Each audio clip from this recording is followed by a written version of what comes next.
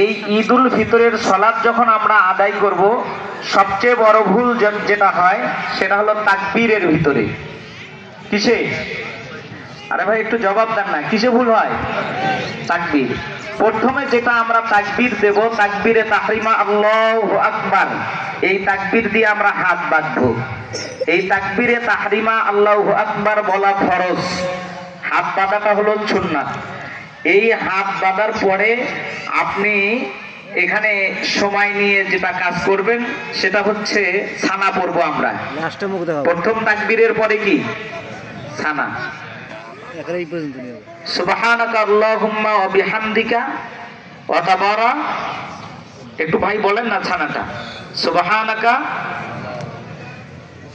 বলেন। এটা তো আমি পড়বো না, আমি আমারটা পড়বো, আপনারা আপনাদেরটা পড়বেন। এই জন্য বলতে হবে কাদেরকে? সুবহানাকা আল্লাহুম্মা ওয়া বিহামদিকা ওয়া তাবারাক আসমুকা ওয়া তাআলা জাদ্দুকা ওয়া লা ইলাহা গায়রুকা। এই ছানা পড়া সুন্নাত। এই ছানা পড়ার পরে আমরা তিনটি তাকবীর দেব। আল্লাহু আকবার, প্রথম তাকবীর দিয়ে হাত ছেড়ে দেব। দ্বিতীয় তাকবীর আল্লাহু আকবার দিয়ে আবার কি দেব? হাত ছেড়ে দেব। তৃতীয় তাকবীর দিয়ে আল্লাহু আকবার বলে ইমাম সাহেব তাউজ তাসমিয়ার মাধ্যমে তিনি সূরা কেরাত পড়বেন। এরপরে রুকুতে যাব, সিজদা করব।